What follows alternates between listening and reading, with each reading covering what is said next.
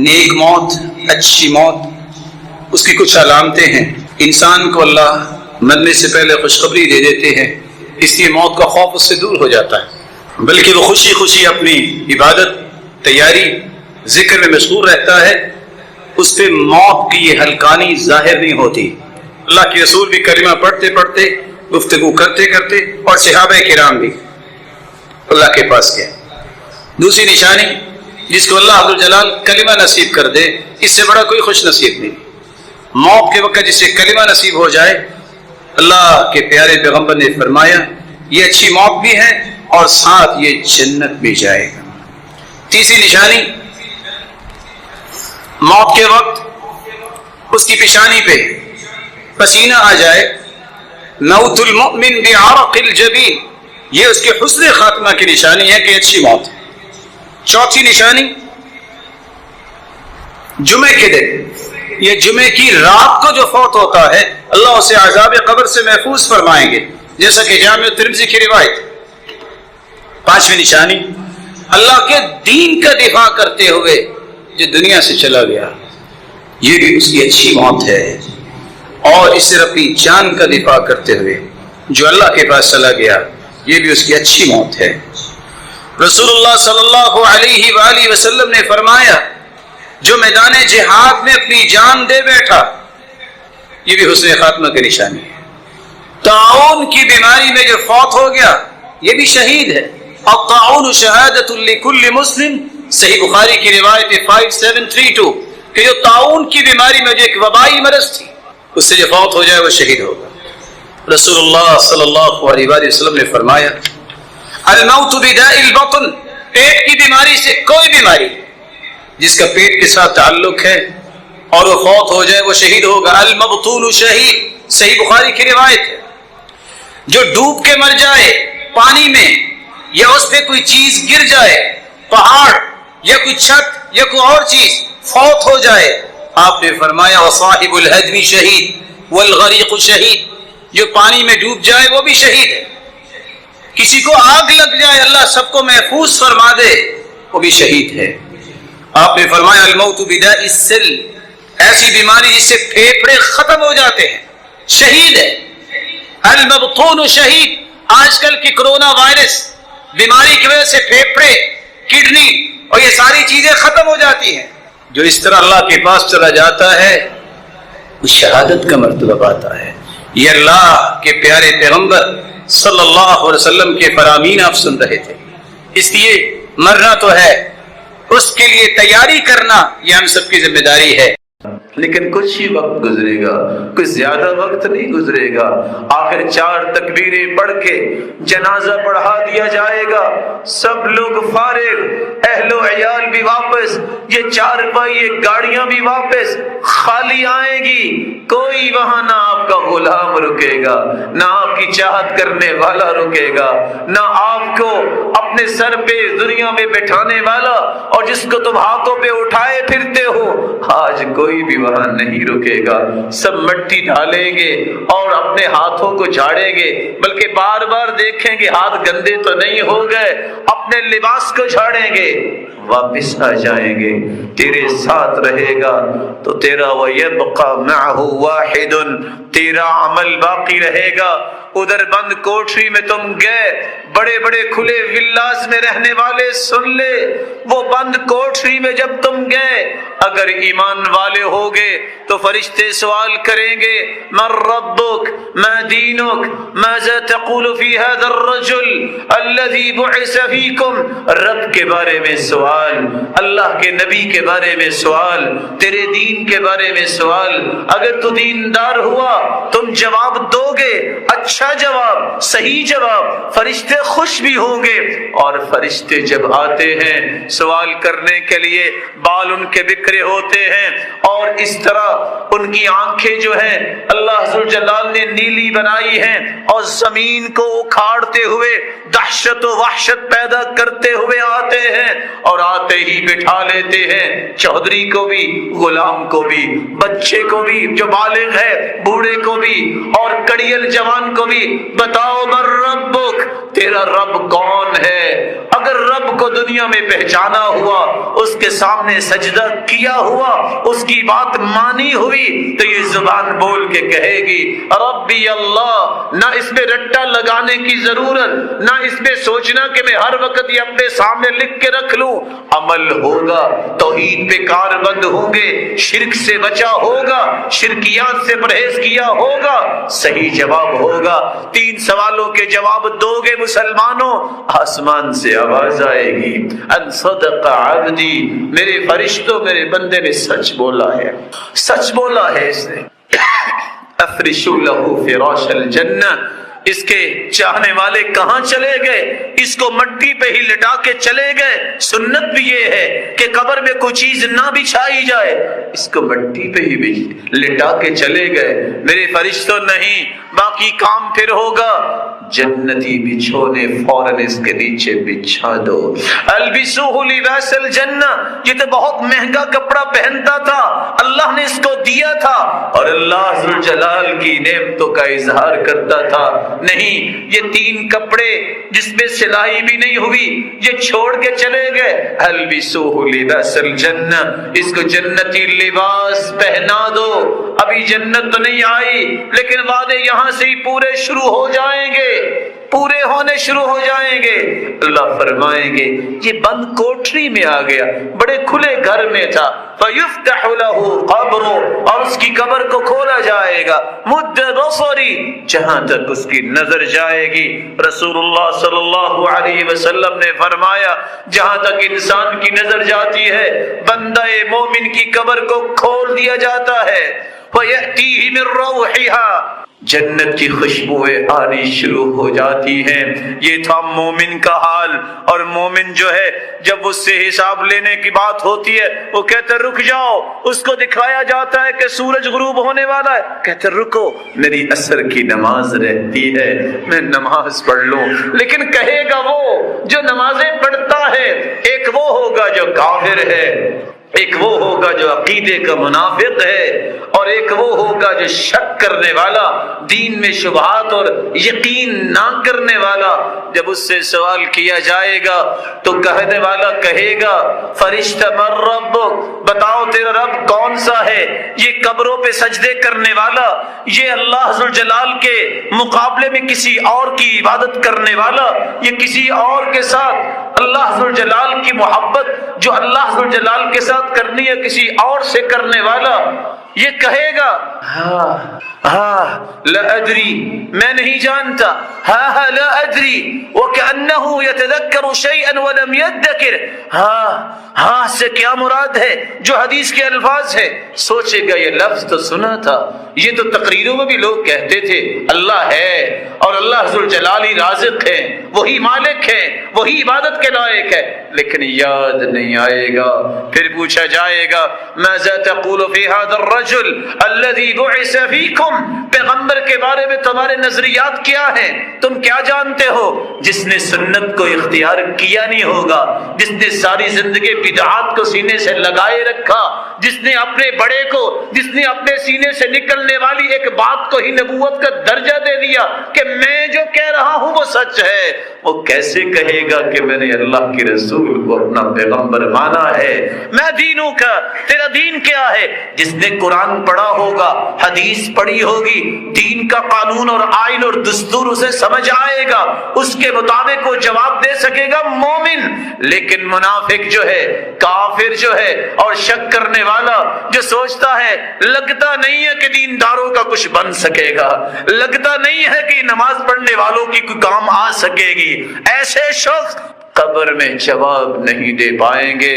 اور دونوں ہستیاں آپ کے سامنے ہیں، ایک مومن ہے جس کو فرشتے کہیں گے اتنا تو بتا دو تمہیں جواب کیسے آئے، یہ بندہ مومن وہاں بھی کہے گا قرأت القرآن، میں نے قرآن پڑھا، وعملت بما فی، میں نے اس پہ عمل کیا، اور دوسری روایتوں کے الفاظ ہے وصدقت بہ، میں نے قرآن کی ہر بات کو سچا مان لیا، جو اس کے اللہ کے پیارے محبوب نے بات کی میں نے اسے سچا مان لیا۔ اس وقت پھر کہتا ہے جب اسے جنت میں اس کا گھر دکھا دیا جاتا ہے، کہتا ہے رکو، رب اقم الساعہ، رب اقم الساعہ، اللہ جلدی سے قیامت کو قائم کیجئے، حتی ارجع الی اہلی، کیوں؟ میں جلدی واپس جاؤں اپنے اہل و عیال کی طرف، جا کے بتاؤں دیکھو نیک عمل کا مجھے بدلہ کتنا اچھا ملا۔ اللہ کے فرشتے کہتے ہیں نم کنومۃ العروس، سو جاؤ، اس وقت تک سو جاؤ جب تک قیامت نہیں آ جاتی، اور ایسے سو جاؤ جیسے دلہن سوتی ہے، کوئی اسے اٹھانے والا نہیں ہوتا۔ اس کے مقابلے میں کافر ہے اور عقیدے کا منافق ہے، او المرتاب، اور دین میں شک کرنے والا۔ جب تینوں سوالوں کے جواب ایک ہی ہوتا ہے، ہاں لا ادری، مجھے علم نہیں ہے، خود فرشتے کہتے ہیں لا دریت ولا تلیت، نہ تو نے قرآن پڑھا نہ دین کو سمجھا، تجھے کیسے جواب آتے؟ فیضرب بمطارق من حدید ضرب بین اذنی، دو کانوں کے درمیان ایک گرز اٹھاتے ہیں فرشتے جو اس کے دو کانوں کے درمیان مارتے ہیں۔ یہ اتنا بڑا ہتھوڑا ہے، پوری کائنات مل کے اس کو اٹھا نہیں سکتی۔ اگر کسی پہاڑ پہ مار دیا جائے تو پہاڑ بھی ریزہ ریزہ اور مٹی بن جائے، اور یہ اسی طرح اس پہ عذاب شروع ہو جاتے ہیں، اور اللہ ذوالجلال کے فرشتے مسلط کر دیے جاتے ہیں عذاب دینے کے لیے۔ حدیث کے الفاظ ہیں کہ ماؤں کی نافرمانی بھی حرام ہے۔ مردار نہیں کھائیں گے کیونکہ لوگ کہیں گے حرام کھا رہا ہے، لیکن ماؤں کو مار کے گھروں سے نکال دیں۔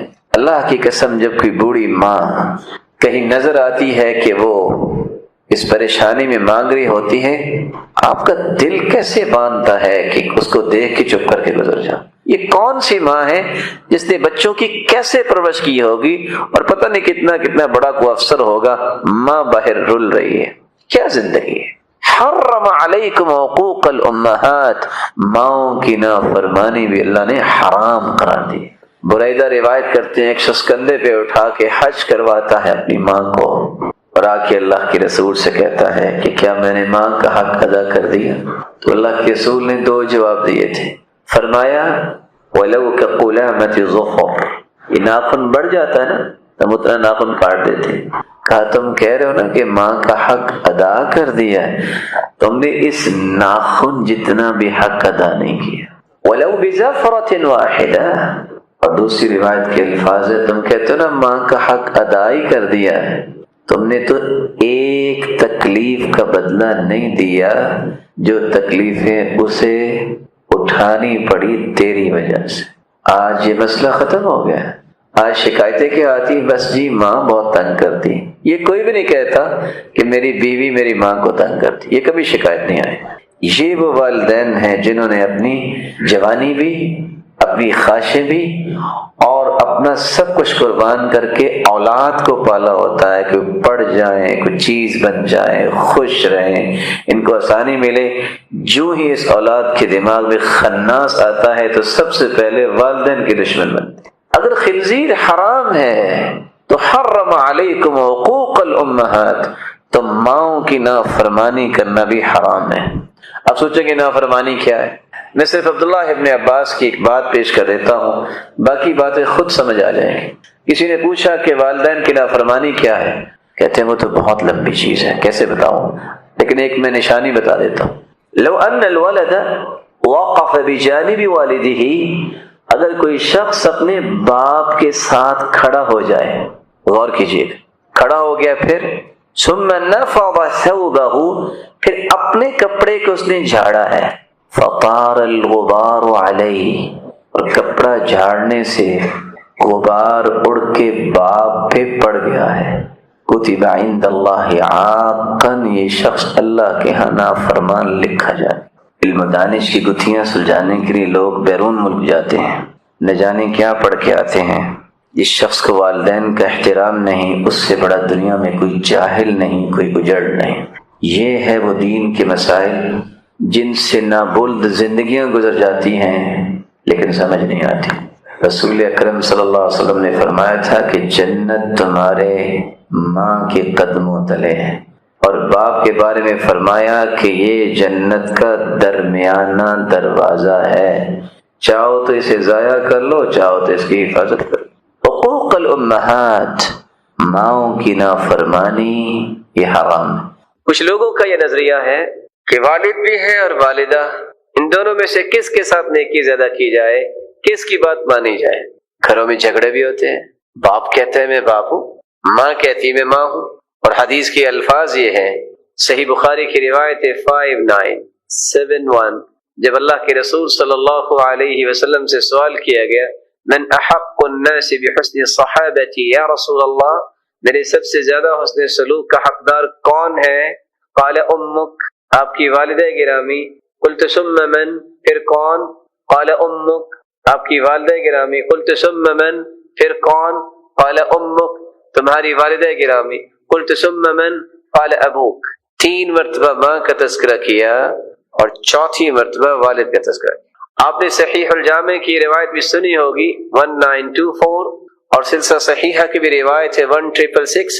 آپ صلی اللہ علیہ وسلم نے فرمایا ان اللہ یوصیکم بامہاتکم ثلاثا، اللہ ذوالجلال ماؤں کے ساتھ حسن سلوک کرنے کا 3 مرتبہ وصیت کرتے ہیں۔ ان اللہ یوصیکم بامہاتکم ثلاثا، پھر فرمایا ان اللہ یوصیکم بآبائکم، پھر اللہ اس بات کا بھی حکم دیتے ہیں کہ اپنے والد کے ساتھ بھی اچھا برتاؤ کرو۔ پھر فرمایا ان اللہ یوصیکم بالاقرب فالاقرب، پھر جو اس کے قریب ہے، جو اس کے قریب ہے، اسی طرح رشتہ داروں کے ساتھ حسن سلوک۔ باپ کو اللہ ذوالجلال کے پیغمبر نے جنت کا درمیانہ دروازہ کہہ دیا، ماں کے قدموں کے ساتھ جنت کو جوڑ دیا کہ یہ اگر خدمت کرے گا تو جنت ملے گی۔ اب ایک گھر میں ماں بھی ہے اور باپ بھی ہے، ایک نیکی کا حکم دیتا ہے، دوسرا بھی نیکی کا حکم دیتا ہے، اچھا کس کی بات ماننی چاہیے؟ دونوں نیکی کا حکم بتائیے۔ دلائل تو کہتے ہیں کہ ماں کے تو 3 حق ہوئے اور باپ کا 1 حق۔ الفاظ تو نہیں میں بولنا چاہتا تھا، لیکن صرف سمجھانے کے لیے، یہ ان یورپین مزاج لوگوں کے بارے میں ایک بہت بڑی چپیڑ ہے یہ حدیث، جو کہتے ہیں کہ عورت کو اسلام نے حق نہیں دیا۔ عورت کے کتنے حق بیان ہوئے ہیں اور مرد کے؟ عورت قتل ہو جائے تو خاوند کو دیت کتنی ملے گی؟ 50 اونٹ۔ خاوند قتل ہو جائے تو عورت کو دیت کتنی ملے گی؟ 100 اونٹ۔ کس کا خیال کیا شریعت نے؟ بولیے، پھر کیسے اسلام نے عورت کا خیال نہیں کیا؟ اس لیے کہتے ہیں کیونکہ وہ دین سے نابلد ہے، ان کو پتہ ہی نہیں ہے۔ گھر میں نیکی کی بات ہے، والد بھی کرتا ہے، والدہ بھی، کس کی بات مانیں گے؟ دونوں نیکی کے کام کر سکتے، دونوں کر لو، لیکن اگر ایک کہتا ہے یہ کرو، دوسرا کہتا ہے یہ کرو، تو کس کی بات مانیں گے؟ کون بتائے گا آپ میں سے؟ جی، کس کی بات مانیں گے؟ والدہ کی۔ کیوں؟ یہی بات میں سمجھانا چاہ رہا ہوں۔ ماں اور باپ جب دونوں ہی ایک بات کہیں گے تو باپ کی بات مانی جائے گی۔ کیوں؟ اس کی توجیہ سمجھیے۔ باپ بھی ہے اور والدہ گرامی کا شوہر بھی ہے، خاوند بھی، ایسا ہی ہے۔ آپ کو بھی باپ کی بات ماننے کا حکم الگ احادیث میں موجود ہے۔ ایما امرأة اذا صلت المرأة خمسها وصامت شهرها واطاعت زوجها وحفظته في نفسها وماله قیل لها ادخل الجنة من ای باب شئت، جو عورت 5 نمازیں پڑھتی ہے، رمضان کے روزے رکھتی ہے، خاوند کی اطاعت کرتی ہے اور اپنی حفاظت کرتی ہے اور بچوں کی پرورش کرتی ہے، یہ جنت میں داخل ہوگی۔ اولاد کو بھی باپ کی بات ماننی ہے اور ماں کی بھی، لیکن باپ اور ماں میں سے کس کو دوسرے کی بات ماننی ہے؟ بولیے۔ اطاعت بیوی کو خاوند کی کرنی چاہیے کہ خاوند کو بیوی کی؟ تو ماں کو بھی تو باپ کی بات ماننی پڑے گی نا۔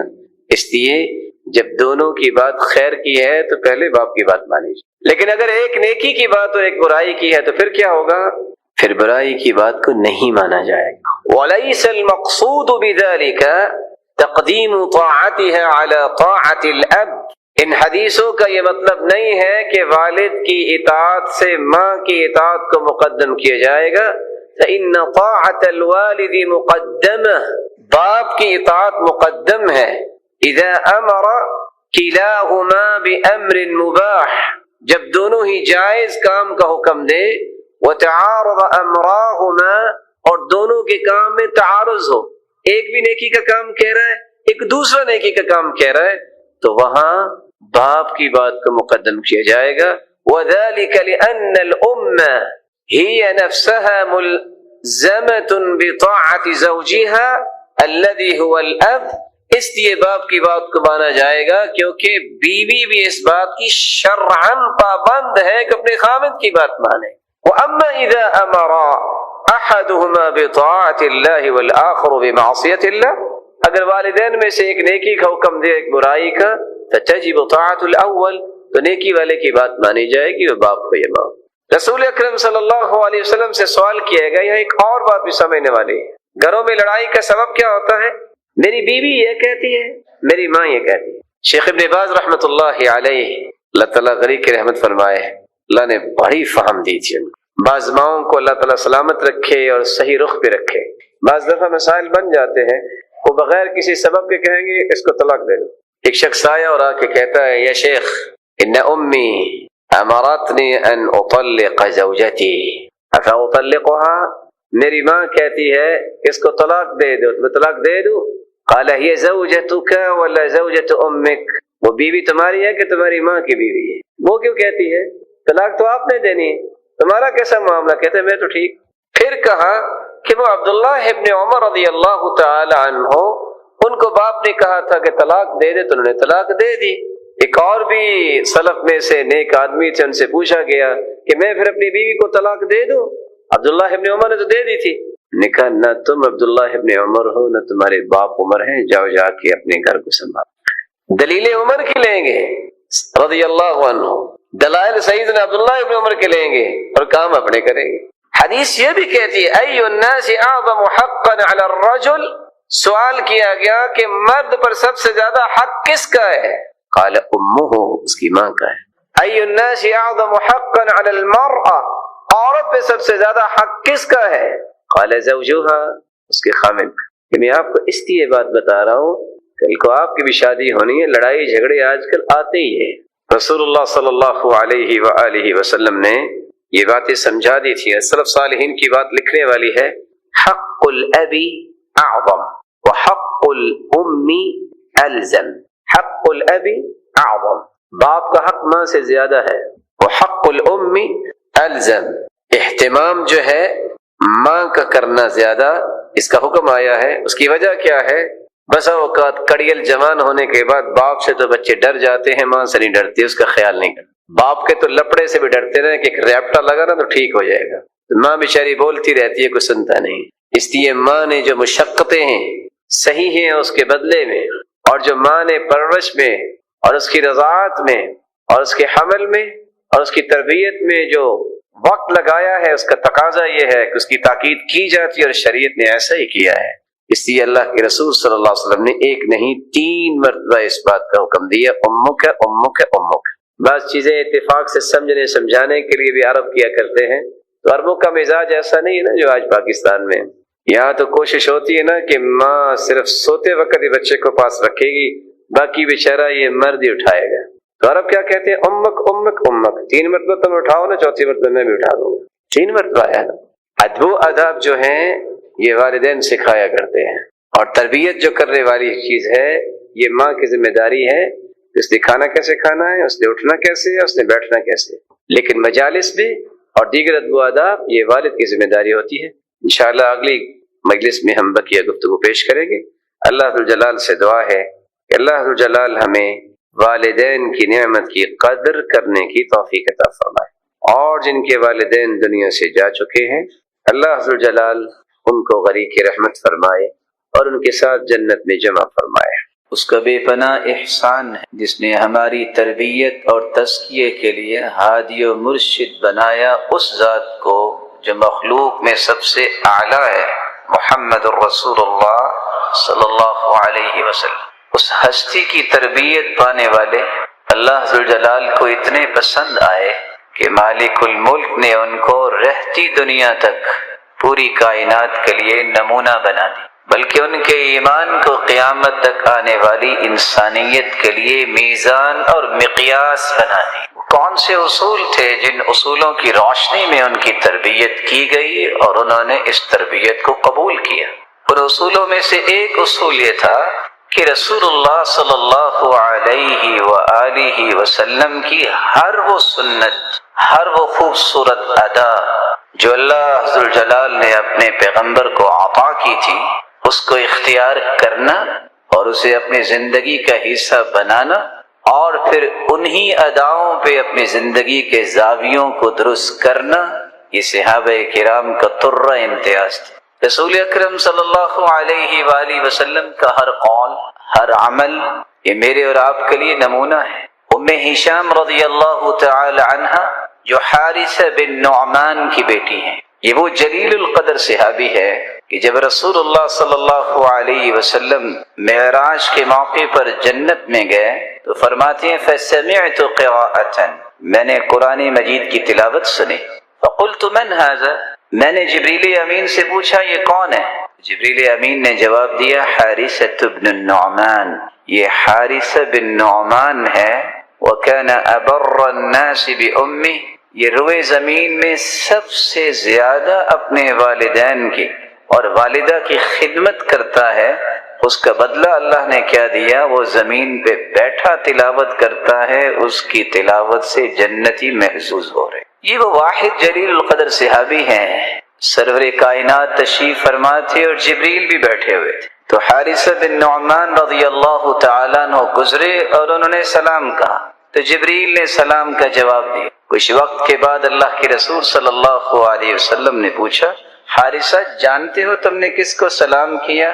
کہا میرے علم میں تو نہیں۔ کہا وہ جبریل تھے، تم نے سلام کہا اور جبریل نے سلام کا جواب دیا۔ ایک دوسرے موقع پہ اللہ کے رسول صلی اللہ علیہ وسلم بیٹھے تھے، جبریل امین بھی، تو سیدنا حارثہ بن نعمان شرما گئے کہ کہیں گفتگو میں خلل نہ واقع ہو جائے تو چپکے سے گزرے۔ تو جبریل امین کہتے ہیں حارثہ نے سلام نہیں، تو اللہ کے رسول پوچھتے ہیں جبریل تم جانتے ہو؟ کہا میں جانتا ہوں، یہ ان لوگوں میں سے ہے جو جنگ حنین میں 80 لوگ جنہوں نے مضبوطی کے ساتھ اللہ ذوالجلال کے دین کے لیے کھڑے تھے اور اس کی آل اولاد کو اللہ جنت میں بڑے رزق عطا کر۔ رسول اکرم صلی اللہ علیہ وسلم نے پھر حارثہ کو بتایا کہ حارثہ تم نے سلام کیوں نہیں کہا؟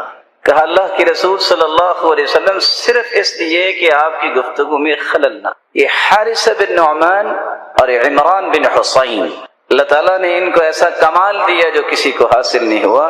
30 سال تک عمران بن حسین رضی اللہ تعالیٰ عنہ بیمار رہے، لیکن 30 سال کے اندر لا شکا ولا بکا ولا تذمر، ایک دن بھی کسی انسان کے سامنے نہ رو کے دکھایا اور نہ ہی شکایت کی اور نہ ہی اس پہ وہ کبیدہ خاطر ہوئے کہ مجھے بیماری کیوں لگی ہے۔